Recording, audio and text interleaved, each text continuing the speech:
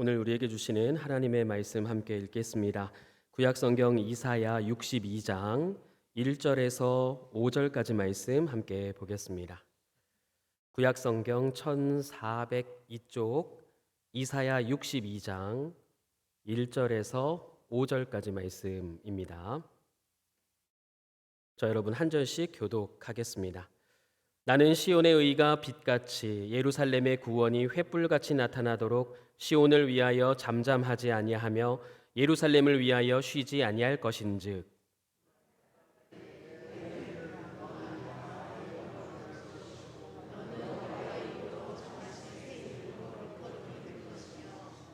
너는 또 여호와의 손에 아름다운 관 내 하나님의 손에 왕관이 될 것이라.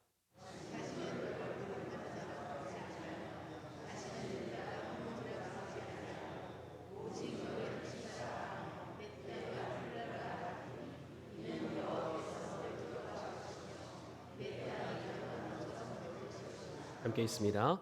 마치 청년이 처녀와 결혼함 같이 내 아들들이 너를 취하겠고 신랑이 신부를 기뻐함 같이 내 하나님이 너를 기뻐하시리라. 아멘. 은혜를 사모하시는 분들만 함께 아멘 하십시다. 아멘. 감사합니다. 기도해 주시고 또 많이 잘 쉬고 오라고 격려해 주신 덕분에 휴가 덕분에 잘 다녀왔습니다. 지난 우리 유소년부 여름성경학교와 휴가 때 얻었던 은혜들을 중심으로 말씀을 전하고자 합니다. 성경에서 기쁨을 다룰 때에는 더 없는 만족감 그리고 더할 나위 없는 행복을 나타내는 뜻으로 항상 사용이 됩니다. 사람들은 이와 같은 기쁨을 항상 찾죠. 저도 이 기쁨을 찾았습니다. 알고 있습니다.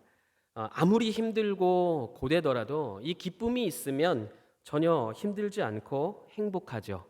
그리고 조금 가난하고 불편해도 그래도 이 기쁨이 있으면 만족할 수 있습니다. 그런 점에서 이 기쁨은 우리에게 중요한 삶의 힘이고 능력이 됩니다. 기쁨이 다른 것이 아니라 우리의 능력이라는 것입니다. 이 능력을 오늘 함께 사모하고 하나님의 은혜로 내려받는 시간 되길 바랍니다. 문제가 있어요. 이런 기쁨이 항상 우리에게 있지는 않다라는 것입니다. 누구나 한 번쯤 이 기쁨을 누려보았고 맛보았고 경험해 보았다 하더라도 늘 이 상태를 유지할 수는 없어요. 사람이 유한한 존재이고 또 죄인이기 때문에 이 기쁨 속에 늘 거할 수만 있다면 참 좋겠지만 참 여러 가지 한계에 부딪힙니다. 일시적이고 잠깐일 뿐이죠. 그렇다고 해서 또 이 기쁨을 억지로 만들어낼 수도 없습니다.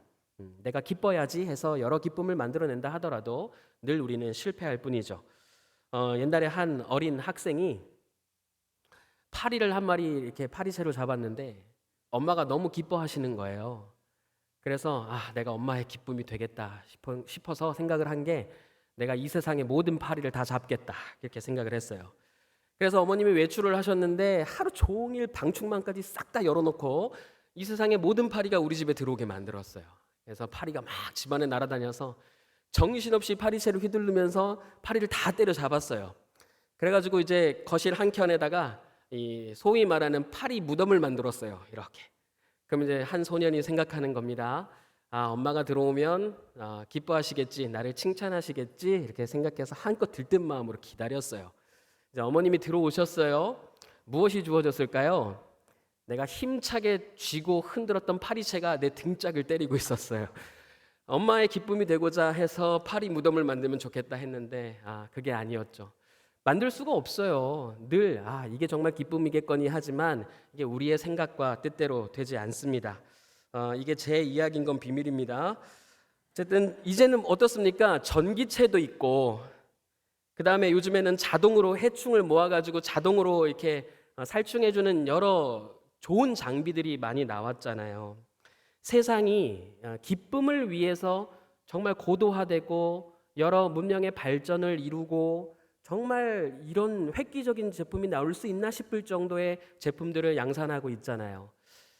제 휴가 때 저를 가장 강력하게 뒤흔들었던 한 가지 질문이 있었는데 그것이 무엇이었냐면 이 세상이 발전하고 있습니까? 하는 질문이었어요. 여러분께도 똑같은 질문을 한번 드려볼게요. 여러분, 이 세상 지금 발전하고 있습니까?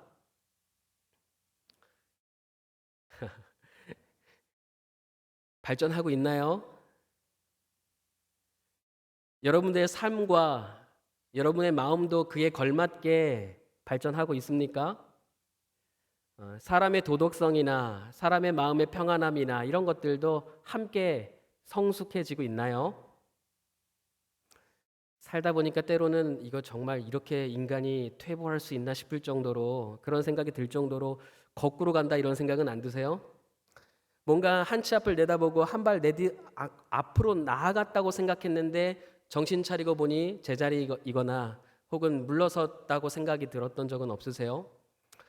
어, 그렇잖아요.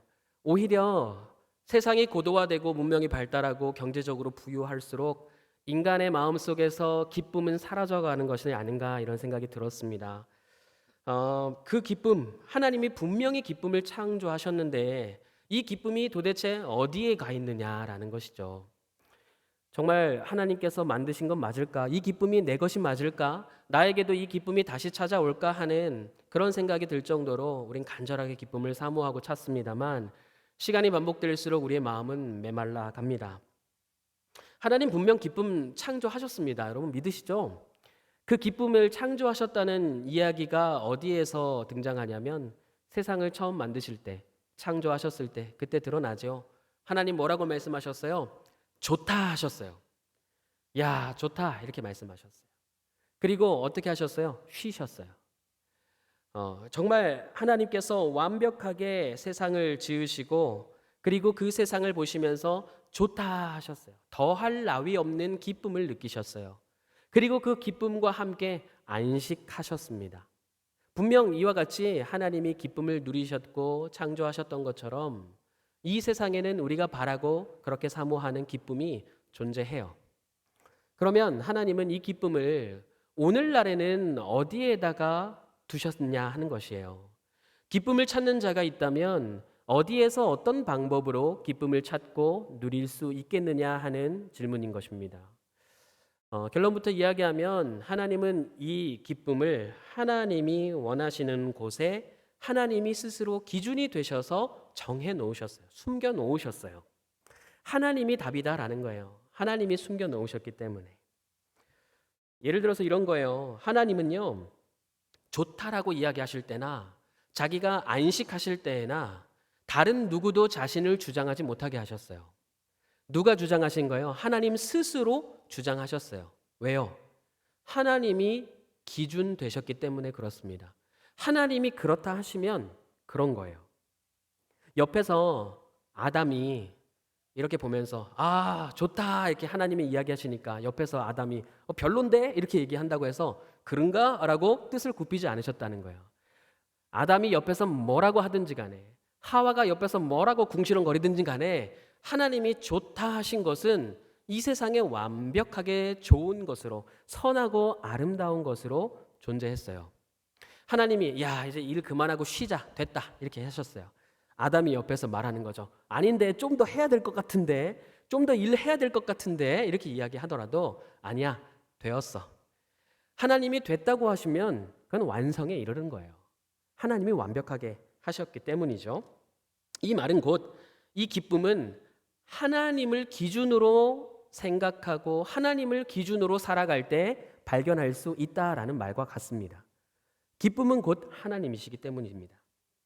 그렇게 정하신 것, 하나님이 지금 어떤 기준을 세우시고 하나님이 스스로를 주장하셔서 기쁨을 어디엔가 두셨는데 어디에 두셨느냐가 오늘 본문 1절에 나옵니다. 1절 말씀 보시면 나는 시온의 의가 빛같이 예루살렘의 구원이 횃불같이 하면서 두 지명이 나오죠.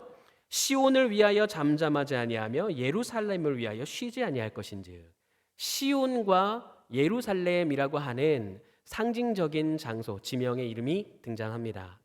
기쁨을 하나님께서는 이 예루살렘과 시온에 두셨어요.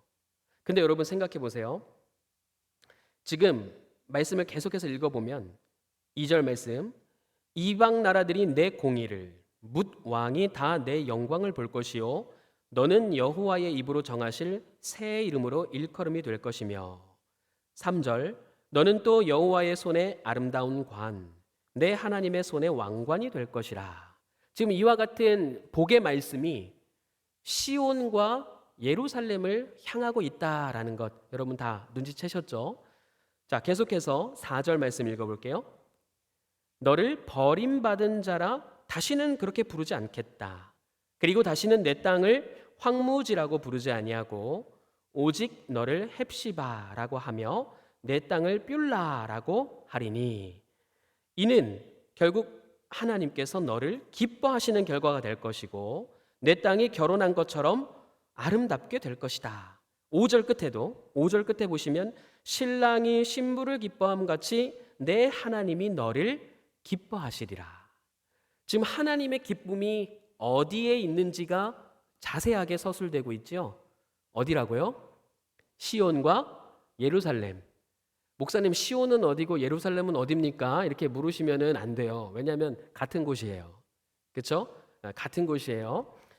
시온 예루살렘이라고 상징되는 장소에 하나님이 기쁨을 두셨다는 겁니다. 근데 여러분 생각해 보세요.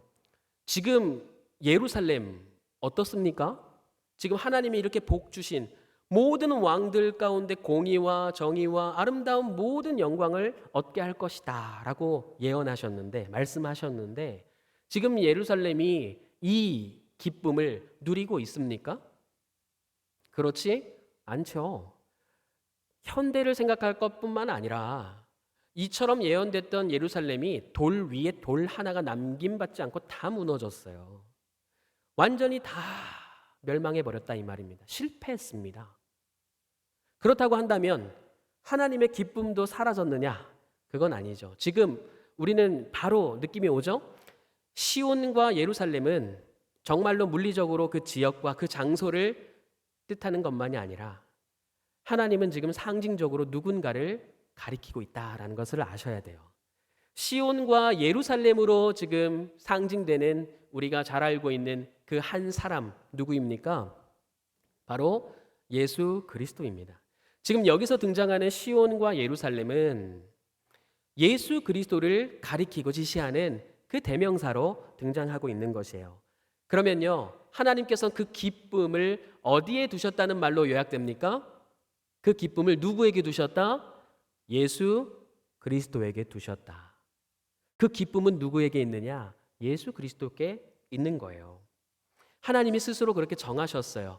예수님께 그 기쁨을 두시겠다. 이렇게 정하신 겁니다.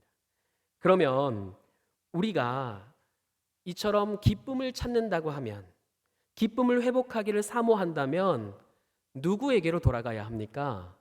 예수 그리스도에게로 돌아가야 하는 거죠. 논리적으로 너무나 상투적이고 우리가 너무나 잘 알고 있는 그런 사항이잖아요. 그런데 우리는 지금 기쁨을 정녕 예수님으로부터 찾고 있느냐 하는 질문을 던질 수밖에 없는 것이죠. 하나님이 이 시온과 예루살렘을 향해서 하신 말을 전부 예수님께 한번 적용해 보세요. 하나님의 시선으로 예수님을 보신다면 어떤 마음이신 거예요? 그냥 예수님만 보시면 하나님 눈에서 꿀이 뚝뚝 떨어지는 거예요. 지금 위에 시아하고 시진이하고 시완이가 와 있는데 왜 할머니랑 이렇게 멀리 떨어져서 앉았어요? 할머니는 저 세 손자 손녀만 보면 눈에서 꿀이 뚝뚝 떨어져요. 주부만 봐도 아시죠? 한 주도 거르지 않고 손녀 딸을 위해서, 손녀 자식 손자들을 위해서 기도하시는 할머니예요. 그러니까 아이들만 생각하면 그냥 사랑스러운 거예요. 하나님도 똑같아요. 예수님만 생각하면요, 그냥 뭐든지 다 주고 싶으신 거예요.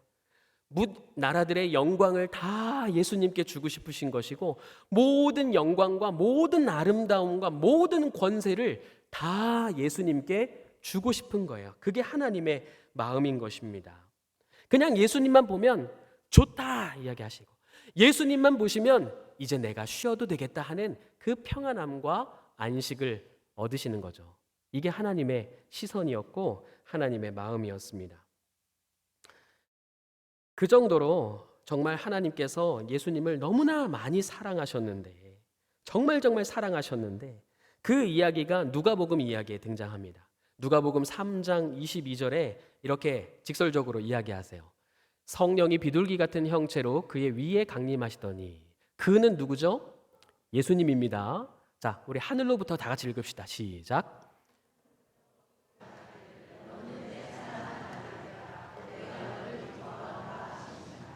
내가 너를 어떻게 한다? 기뻐한다. 내가 너를 기뻐한다. 여러분, 저기서 기뻐한다는 말은요, 원어적으로 보면 소망이라는 뜻도 돼요. 그러면 하나님의 소망이 지금 누구한테 있는 거예요? 예수님께 있는 거예요. 하나님의 기쁨이 누구한테 있는 거예요? 예수님께 있는 거예요. 하나님도 꿈이 있으시고 하나님도 소망이 있으시고 하나님에게도 기쁨이 있으신데 그와 같은 기쁨과 소망과 모든 꿈이 아들 예수 그리스도께 있으셨던 거예요. 그래서 너는 내 사랑하는 아들이자 내가 너를 기뻐한다. 하나님께서 예수 그리스도 안에 기쁨을 두셨다라고 하는 것이 그야말로 신의 한 수예요. 신의 한 수. 여러분, 이세돌 구단이 알파고랑 바둑을 뒀을 때 그 한 번 이겼을 때 딱 뒀던 그 수 확률 보셨어요? 0.0000 몇 %래요. 인간으로서는 놓을 수 없는 마지막 한 수, 그걸 바둑에서는 신의 한 수라고 하는데 그 신의 한 수를 이세돌 구단이 놔서 AI 서비스는 알파고를 이겨버렸어요. 기쁨을 예수님 안에 두신 것은 하나님의 신의 한 수예요. 왜냐하면 예를 들어서 하나님께서 이 기쁨을 다른 곳에 두었다면, 이를테면 예루살렘 성전에 두셨다고 하면 아마 이 기쁨은 돈이 제일 많은 사람이 가졌거나 힘이 가장 센 사람이 독점했을 거예요. 우리 같은 사람들에게는 이런 기쁨이 나누어질 여지가 없었을 겁니다. 모든 약한 자들과 모든 세상의 가난한 자들에게 그리고 구하고 찾는 모든 이들에게 이 기쁨을 허락하시기 위해서 하나님께서 이 기쁨을 예수님 안에 두신 거예요. 그야말로 예수님 안에 이 기쁨을 두셨다는 이 진술 자체가 우리에게는 복음일 수밖에 없다는 것입니다. 여러분에게 이 기쁨이 있는 줄 믿습니다. 여러분 앞에 그 기쁨이 놓여져 있는 거예요. 나에게는 이런 기쁨이 주어지지 않았다. 나에게는 이 기쁨이 없다라고 생각하는 누군가가 계신다면 아니요. 이 기쁨을 예수님 안에 두셨는데 그렇게 두신 이유는 바로 그렇게 생각하시는 여러분에게 그 기쁨을 주시기 위함이다라고 말씀을 드리고 싶습니다. 어쨌든 이와 같은 이 기쁨, 우리가 예수님께로 돌아가고 예수님을 주목해야 한다는 말을 두 가지 조금 구체적인 말로 풀어볼까 합니다. 이 기쁨을 발견하기 위해서 우리가 어떻게 해야 하느냐? 첫 번째, 하나님의 눈으로 봐야 된다라는 것입니다. 하나님의 눈으로 봐야 된다. 죄송하지만 저를 한번 따라해 주시겠어요? 하나님의 눈으로 봐야 합니다. 우리 시즌이 시완이도 해보자. 하나님의 눈으로 봐야 합니다. 옳지. 하나님의 눈으로 봐야 돼요. 세상을 하나님의 눈으로 봐야 돼요. 여러분, 제가 이번 휴가 때 3일 동안 경주를 다녀왔어요. 처음 가봤거든요. 근데 신기한 경험을 한 가지 했어요. 그게 뭔지 아세요? 풍경이 너무 좋은 거예요. 풍경이 너무 좋은 숙소에서 머물렀어요. 무슨 현상이 일어나는 줄 아세요? 스마트폰을 안 보게 되더라고요. 그러니까 풍경을 너무 아름답게 보니까 스마트폰을 볼 일이 없어요. 요즘에는 여러분 다 스마트폰 없이 사실 수 있어요? 도시에 사시는 분들이 다, 어르신들도 다 스마트폰으로 뉴스 보고 스마트폰으로 고스톱 치고 스마트폰으로 음악 듣고 다 하시더라고요. 예, 보면 뭐 어른들이라고 뭐 이제 이거 조작 못한다고 못하는 거 아니고 하실 거 다 하시더라고요. 그렇잖아요. 많지 학생들만 스마트폰 중독이 아니에요. 어른들도 그걸로 주식도 하시고 뭐 다 하시더라고요. 하실 건 다 하셔요. 근데 이게 풍경이 좋으니까 스마트폰을 안 보게 되더라. 그러니까 좋은 것을 보면, 마땅한 아름다운 시선으로 아름다운 것을 보면 그 안에서 인위적인 어떤 행복이나 인위적인 즐거움은 안 찾게 되더라라는 말씀이에요. 그것처럼 하나님의 눈으로 세상을 보는 연습을 우리가 자꾸만 해야 돼요. 우리의 판단이나 우리가 기준이 되는, 내가 나를 주장함으로써 얻게 되는 그런 판단들을 잠시 유보하고 하나님 같으면 어떤 시선으로 보시고 어떻게 판단하실까, 어떻게 말씀하실까를 생각해 보는 연습을 해봐야 한다라는 것이죠. 이 이야기가 사실 다시 누가복음 3장의 이야기랑 연결되는데요. 아까 하나님의 기쁨을 예수 그리스도께 두셨다 했잖아요. 그 장면을 묘사했던 누가복음 3장 22절 말씀을 다시 한번 띄워주시면 저 장면이 지금 어떤 장면인지 아시나요, 여러분? 어떤 장면입니까? 아까 제가 설명했죠? 예수님께서 세례 받으실 때예요. 그렇죠? 지금 물에 잠기셨다가 물 밖으로 나오시는 그 시점이거든요. 그럼 여러분, 제가 한 가지 질문 드릴게요. 물에서 건짐을 받았다라고 하는 뜻의 이름을 가진 사람이 한 명 있어요. 그 사람이 누굴까요? 와, 역시 우리 김영옥 권사님이 성경 퀴즈 대회 1등 답습니다. 0점 몇 초 만에 바로 대답하세요. 물에서 건짐받은 자 모세죠. 지금 예수님이 세례 받으시면서 물 밖으로 나오실 때 가리키는 지시하는 대상은 모세일 거예요. 모세가 물 밖으로 건짐을 받을 때 그 순간을 아마 떠올렸을 거예요, 유대인들은. 자, 보세요. 모세가 어떤 일을 겪었는지. 여러분, 모세가 살았던, 태어났던 시대가 어떤 시대입니까? 이집트에서 정말 악랄한 대학살이 일어나던 때예요. 이스라엘 백성들이 그 수를 불리니까 이집트에서 이스라엘 백성들을 노예 삼고 그들을 억제하기 위해서 어떻게 해요? 태어난 아이들을 다 죽이라고 명령합니다. 이게 세상의 문화였고 세상에 가장 강력한 사람이 내린 법이었고 질서였고 제도였어요. 이걸 어기면 어긴 사람들은 반드시 그에 응당하는 처벌을 받습니다. 그 처벌은 죽음도 불사하지 않았어요. 죽임을 받을 수도 있었어요. 그런데 이 시대에 모세를 낳았던 모세의 부모가 어떤 한 가지 특별한 행동을 합니다. 그들이 가졌던 시선을 말씀으로 보죠. 히브리서 11장 띄워주세요. 23절 말씀 다 같이 읽어보겠습니다. 시작.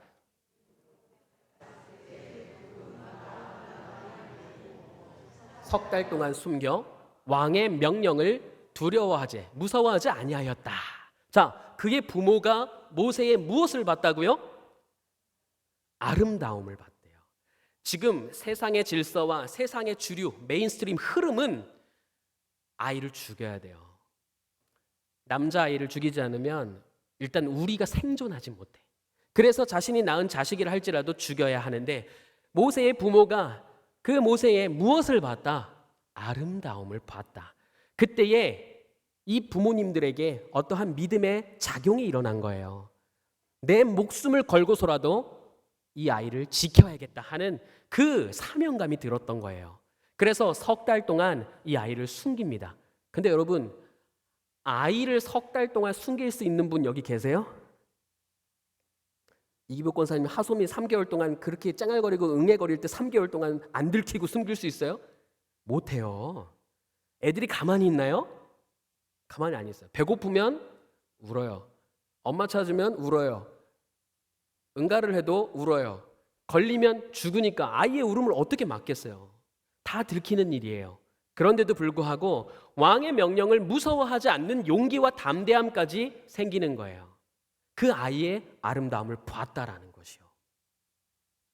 이 아름다움을 보는 시선이 모세를 바라봤던 이 부모의 시선이 곧 하나님께서 예수 그리스도를 보시고 세상을 보셨던 시선과 똑같다라는 거예요. 우리의 아름다움, 여기서 여러분 아름다움이란 단어가 진짜 원어로 직역하면 뭔지 아세요? 핸섬이에요. 핸섬. 잘생겼다라는 거예요. 그러니까 모세가 잘생겨서 살았지 저처럼 생겼으면 죽었어요. 진작에. 여러분, 여기에 우리가 모여서 다 있는 건요, 하나님이 우리를 아름답게 봐주셨는 줄 믿습니다. 한 치의 오차도 없이 전부 다 아름답다고 하셨으니까 우리가 지금 살아있는 거예요. 아니 진짜로 외모가 준수했다라는 뜻을 가진 단어예요. 그러니까 모세가 정말로 잘생기게 봤다라는 거예요. 근데 여러분, 조금만 생각해도 아시잖아요. 내 자식은 고슴도치가 고슴도치 새끼를 보면 어떻게 보여요? 그냥 마냥 예쁘게 보이는 거예요. 아무리 무질서하게 생겨도 내 자식은 이 세상에 그런 아름다움이 없는 거예요. 그렇죠? 내 자식이 가장 예쁜 거고 내가 사랑하는 사람이 가장 사랑스러운 거예요. 모세가 자기 자식을 보고서 모세 부모님이 모세를 보고서 진짜로 외모가 조각같이 생겨서 이 아이는 살려야겠다 이렇게 마음 먹었겠습니까?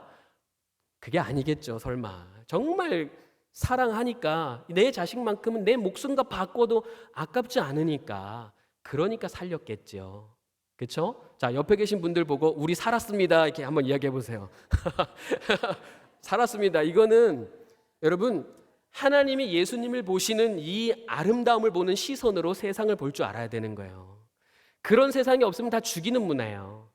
지금 뭐 우리 손자 손녀들 저렇게 예쁘게 돌아다니고 하지만 이제 조금 중학생 되고 고등학생 되고 대학생 되면 뭐가 압박합니까? 성적이 압박하기 시작해요. 우리 요소년부 친구들 이번에 성경학교 가가지고 정말 장장 2시간 반 동안 집회하면서 그 기도 제목을 가지고 이제 기도를 했는데 아이들이 기도 제목을 써서 냈어요. 한 80%가 1번 기도 제목이 뭔 줄 아세요? 하나님, 제가 그 중에 한 명 것만 익명으로 읽어드릴게요. 하나님, 저는 자전거가 너무 타고 싶어요. 근데 엄마가 저를 댄스 학원에 보내요. 댄스 학원 안 가고 자전거가 친구랑 너무 타고 싶어요. 이렇게 썼어요. 자, 이 말은 뭐예요? 애 한 명당 학원을 7개씩 다닌대요.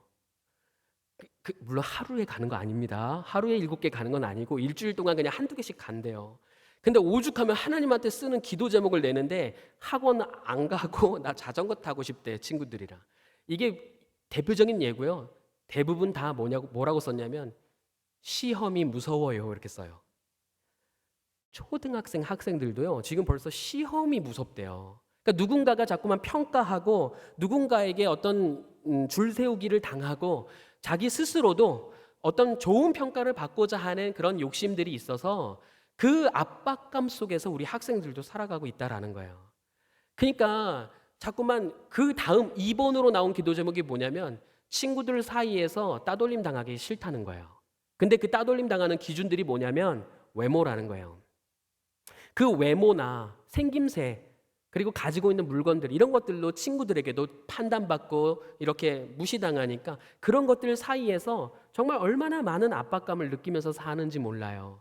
근데 하물며 세상에서도 학교에서도 다 그렇게 그런 시선으로 보는데 교회에서도 그렇게 줄 세우고 교회에서도 그렇게 성적을 강요하고 교회에서도 이렇게 너무 지나치게 치중되게 공부 열심히 하라 그러고 높은 성적을 얻으라고 하고 이렇게 한다 그러면 어떻게 되겠어요, 애들이. 그렇잖아요. 여러분, 오히려 우리 믿는 엄마들이요 더 학구열들이 있으세요. 그래서 우리 학생들을 주일날에도 잡아다가 학원을 보내고 이렇게 하시는데 여러분 저기 공부 잘해보신 분들은 아시잖아요. 부질이 없다는 거를. 정말 공부 잘해도 실패할 수 있는 인간이 될 수 있다는 것을 잘 아시잖아요. 물론 공부해야죠. 저는 지금 우리 애들 공부시키지 맙시다라고 주장하는 게 아니라 핵심은 뭡니까? 우리 아이들이 가지고 있는 세상의 어떤 그런 기준들로 세상을 바라보듯이 아이들을 바라보는 게 아니라 마치 모세 부모가 모세를 아름답게 봐줬듯이 우리 또한 우리 사랑스러운 아이들과 자녀들을 사랑스럽게 볼 수 있어야 된다라는 거죠. 우리 성도들 간에도 마찬가지입니다. 서로 간에 부족한 거 많이 있죠. 성향이 다른 것도 너무나 많이 있죠. 하지만 서로가 아름답게 보는 눈을 가질 때 이와 같은 기쁨이 정말 더할 나위 없는 이 만족과 행복이 우리 가운데 회복되는 줄 믿습니다. 이와 같이 하나님처럼 하나님의 시선으로 보는 그와 같은 아름다운 시선을 갖게 해달라 우리가 함께 기도하면 좋겠습니다.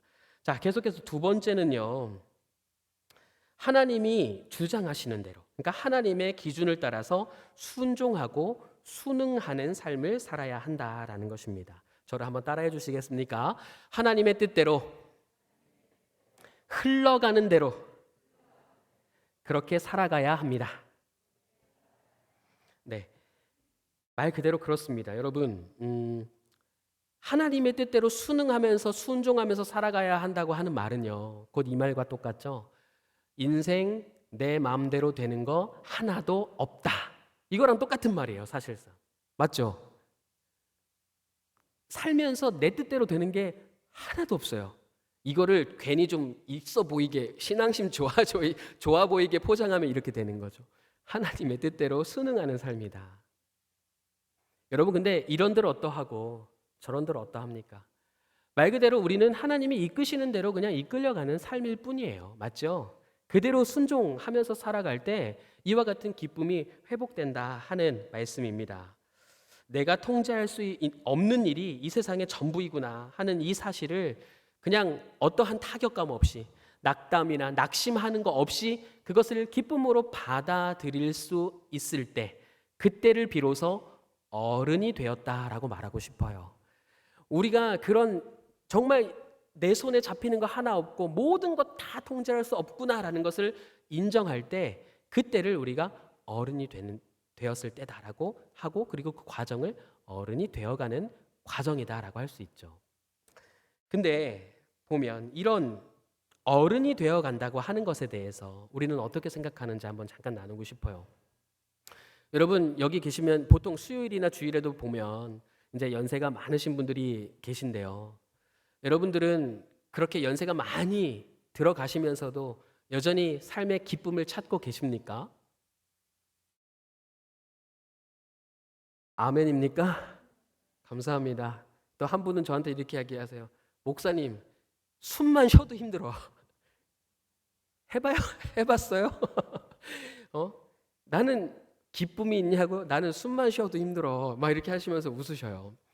근데 그래도 아멘 하신 분들이 계시고 그렇게 말씀하신 분도 저는 그 안에 기쁨이 있다고 그렇게 느껴졌어요. 왜냐하면 여러분 생각해 보시면 모세를 넣었던 그 갈대 상자 있지 않습니까? 테바라고 부르는 것. 그 갈대 상자라고 하는 테바라고 하는 단어가 성경에서 딱 한 군데에서 반복돼요. 한 번 나와요. 한 번. 그 한 번이 어디라고 아시고 계세요? 혹시 들어보셨나요? 예, 양재칠 집사님은 유소년부 성경학교 같이 가셨으니까 그렇죠. 이 딱 한 번 반복되는 곳이 어디냐면 노아의 홍수 때 방주라고 하는 단어로 이 갈대 상자가 한 번 반복돼요. 여러분 방주에 대해서 많이 들어보셨죠? 방주에는 노나 키가 있다 없다? 없다. 그러면 물길이 이끄는 대로 어떻게 한다? 그냥 흘러간다.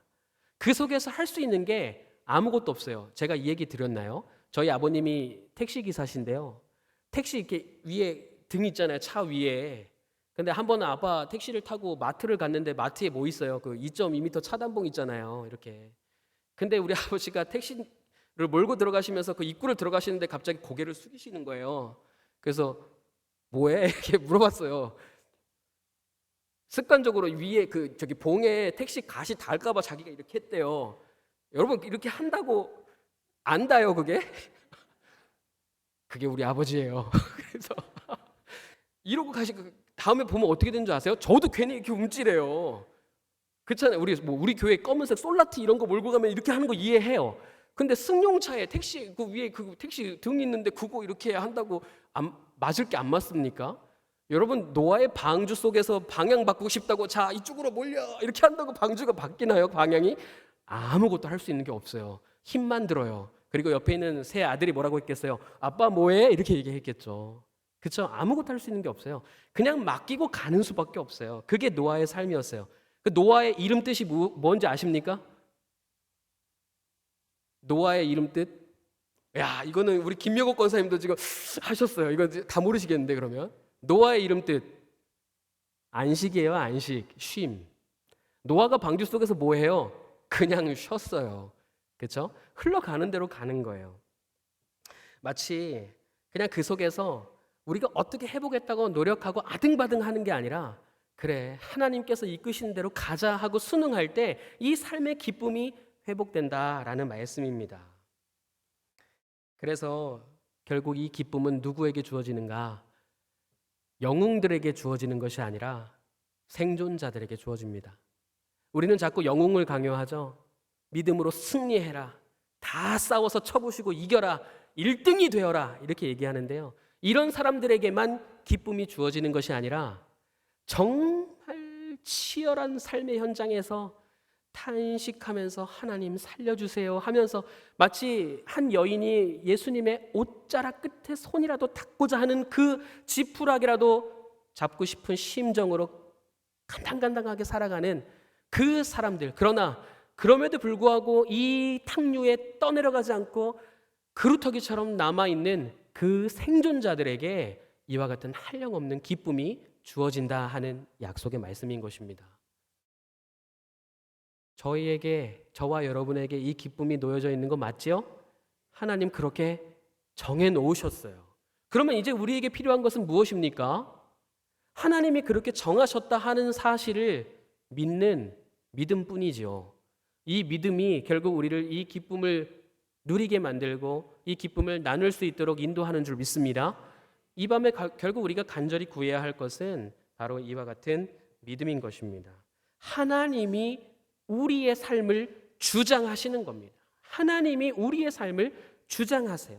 내가 내 삶을 주장하는 게 아니라 하나님이 우리의 삶을 주장하시는 거예요. 뭐라고 이름하세요?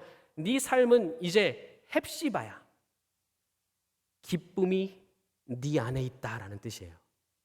기쁨이 네 안에 있다라고 하나님이 정하신 거예요. 지금 이렇게 정하셨다고 하는 말씀이 약속의 말씀으로 여러분께 선포되고 있는 것입니다. 뷸라, 결혼한 사람이란 뜻이에요. 사랑받는 사람이란 뜻이에요. 이 세상에서 줄 수 없는 완벽한 하나님의 그 창조의 기쁨과 사랑을 너에게 줄게 하는 그 약속의 말씀을 선언하고 계십니다. 다른 누구가 아니라 내가 결정하는 게 아니라 하나님이 그렇게 결정하셨습니다. 이미 이 약속의 말씀이 여러분들에게 주어진다면, 그리고 우리가 이 약속의 말씀을 믿는다면 이 땅 가운데서 하늘의 기쁨이 회복될 수 있는 줄 믿습니다. 기쁨이 없는 시대에 결국 우리가 행해야 할 것은 이와 같은 시선으로 하나님 말씀에 흐르는 대로 순종하면서 살아가는 단순한 삶. 그러므로 우리 교회에 모든 지금까지 해왔던 사역들이나 또 여러 가지 일들이 있을 텐데 80주년을 맞이하면서 우리가 다시 재평가하고 과거를 돌아볼 거 아니겠어요? 그럴 때 정말 우리가 이 사랑스러운 시선으로 바라보면서 하나님이 우리에게 어떠한 은혜를 주셨는가를 깨닫고 그 은혜에 감사함으로써 이 80주년 남은 한 분기를 잘 보냈으면 좋겠습니다. 하나님께서 우리에게 이렇게 기쁨을 회복시킬 줄 믿습니다. 또한 교회에 제가 드리고 싶은 권면의 말씀은 아까 바로가 명령했던 모든 아이들을 다 죽여라 하는 어떤 세상의 문화, 그리고 노아의 방주가 떠내려갔던 그 어떤 세상의 문화와 흐름들, 이런 것들이 있는데 교회가 그러한 흐름들을 어떻게 탈 것이냐를 우리가 함께 기도하면서 고민을 많이 해야 합니다. 스티브 잡스라고 여러분 애플 휴대폰 스마트폰을 처음 만든 창업자를 잘 아시죠? 그 잡스라고 하는 사람이 지금의 영업 CEO가 되는 팀 쿡을 이제 앉히면서 마지막으로 했던 이야기가 회자되고 있어요. 그게 뭐냐면 어떤 한 기업이 시장을 독점하면 그 기업은 더 이상 성장할 수 없다라는 이야기를 해요. 그러면서 뭘 얘기하냐면 그렇게 되면 성장할 수 없기 때문에 이 성장의 동력을 다른 데서 찾는다는 거예요. 그 성장의 동력을 다른 데서 찾는데 그 다른 데가 뭐냐? 경영과 마케팅이라는 거예요. 그러면 결국 경영과 마케팅 쪽에 능력이 있는 사람을 기업의 수장으로 세울 것이고 그 방향으로 기업이 운영될 것이다 라고 예언 아닌 예언을 해요. 그러면서 이렇게 이야기해요. 그렇게 되면 경영과 마케팅, 사람들에게 혹하게 만들고 뭔가 이렇게 수지타산 맞추고 경영하고 마케팅하는 쪽에만 너무 몰두하면 좋은 제품을 만드는 것을 잊어버리고 잃어버린다, 이렇게 이야기해요. 그게 무슨 말이냐면 결국 애플이라고 하는 회사가 성장하고 제1류 기업이 될 수 있었던 건 좋은 제품이었던 거거든요. 그리고 좋은 제품일 뿐만 아니라 이 좋은 제품을 왜 만들어야 하는지에 대한 가치관과 철학이 있었기 때문에 그래요. 근데 이 자신의 기업이 제1류로 성장했던 이 동력, 이 철학과 기본기를 잃고 경영과 마케팅으로만 치우친 나머지 이제는 이 본질과 정체성을 잃어버리면 결국 그 회사는 망한다, 이렇게 말해요. 교회도 비슷한 시점과 입지에 와 있다고 생각합니다. 교회가 자꾸 살아남기 위해서 아둥바둥해요. 지금 생존의 기로에 서 있는 건 맞습니다. 그렇다고 해서 이 교회의 성장, 물리적인 성장을 위해 세상이 가는 대로 마케팅과 경영에 합당한 교회 운영을 하게 되면 우리도 그 본질을 머지않아 잃어버리게 될 거예요. 도리어 지금 이 시점과 이 입지에서 우리가 생각해야 할 것은 이와 같은 오늘 설교로 빗대어 이야기하자면 기쁨을 회복한 사람, 그러니까 하나님의 뜻대로 그 본질과 하나님이 주신 그 정체성을 가지고 뚝심 있게, 마치 모세의 부모가 세상의 명령과 세상의 위협을 두려워하지 않고 그 아이를 석 달 동안 감추었던 것처럼 우리 또한 그 세상의 시류와 문화를 두려워하지 아니하고 우리가 가지고 있는 이 복음의 생명력, 예수 그리스도라고 하는 이 본질적인 가치를 잘 유지하고 가진 사람들을 양육하고 세우는 일에 어느 때보다 집중하고 어느 때보다 노력해야 한다라는 말씀 꼭 드리고 싶어요. 그와 같은 일에 오늘의 말씀과 설교 제목이 쓰였으면 좋겠습니다. 설교 제목이 뭡니까? 다시는 너를, 오직 너를이에요. 요약하면 이렇습니다. 다시는 너를 실패했다 말하지 않겠다. 그러나 이제부터는 오직 너만을 기뻐하고 오직 너를 사랑하겠다. 이 뜻이거든요. 지금 우리 교회나 여러분 성도님들 한 분 한 분의 삶도 그래요. 더 이상 황무지라고 말하지 않겠다. 더 이상 아무것도 열매 맺지 못하는 그런 죽은 땅이라고 말하지 않겠다. 실패자라고 말하지 않겠다. 저주받을 자라고 말하지 않겠다. 오직 너를 나의 기쁨으로 삼겠다. 이것이 하나님의 약속의 말씀이고 곧 우리가 따라야 할 하나님 나라의 질서인 것입니다. 여러분 스스로를 이 아름다운 눈으로 바라봐 주시고 그래야지만 서로에게도 이 아름다운 시선이 영향을 미치고 이와 같은 선언이 타인에게도 타자에게도 이루어질 수가 있는 거예요. 우리 하나님 말씀하십니다. 내 하나님이 너를 기뻐하시리라. 우리 모두를 기뻐하시겠다 약속하신 그 하나님의 약속이 우리 생명의 능력으로 남은 한 주 동안 작용하셔서 주일 예배 드리실 때 정말 그 기쁨과 감사로 영광 올려드리는 주일 예배가 되셨으면 좋겠습니다. 이와 같은 일들을 선언하며 함께 기도합시다. 우리 통성으로 기도하겠는데요. 말씀을 생각하면서 기도합시다. 하나님, 우리에게 선언하신 이 기준, 주님이 말씀하신 이 기준을 따라서 흐르는 대로 살아가기를 원합니다. 하나님의 시선을 우리에게 허락하여 주시옵소서. 그리하여서 네가 나의 기쁨이다, 우리가 서로의 기쁨이다 하는 이 고백이 우리의 삶 가운데서 주님 앞에 올려질 수 있도록 역사하여 주시옵소서. 우리 함께 말씀을 기억하면서 통성으로 기도하겠습니다. 하나님, 이 세상에서 누가 우리를 지켜줄 수 있겠습니까? 하나님, 이 세상에서 누가 우리를 보존하고 우리를 돌봐줄 수 있겠습니까? 모세의 부모로 위시되는 이와 같은 존재들이 우리 교회 가운데 세워질 수 있기를 원합니다. 하나님 아버지, 용기를 갖게 하여 주시옵소서. 아무것도 없는 자 같으나 그럼에도 불구하고 열매를 맺었다 선언할 수 있고 네가 나의 기쁨이다 선포할 수 있는 이와 같은 믿음의 눈이 우리 모든 성도님들에게 주어질 수 있기를 원합니다. 나를 주장하시고 우리를 주장하시는 그 하나님의 기쁨이 우리의 기쁨이 되게 하여 주시옵소서. 방주 안에서 안식하고 쉴 수밖에 없었던 그 노아의 삶처럼 우리 또한 흘러가는 대로 하나님께서 역사하시는 대로 맡기고 나아갈 때 그 기쁨을 회복하게 하시고 성숙한 어른으로 결국 몸과 마음이 자라서 모든 것들을 너그럽게 바라볼 수 있는 참 어른들로 우리가 자라가며 하나님 앞에 인정받을 수 있도록 하나님 역사하여 주시옵소서. 하나님께서 우리와 함께 하심을 믿습니다. 약속의 말씀을 이루실 줄 믿습니다. 하나님, 우리 교회 어르신들이 이렇게 말씀하십니다. 나는 이제 지는 해입니다, 저무는 해입니다 라고 하면서 한숨을 쉬실 때가 있습니다. 그런데 주님, 우리는 잘 알고 있습니다. 하나님께서 창조하신 해는 결코 지지 않는다는 것을 알고 있습니다. 단지 다른 곳을 비추고 있을 뿐이다 하는 말을 떠올려 봅니다.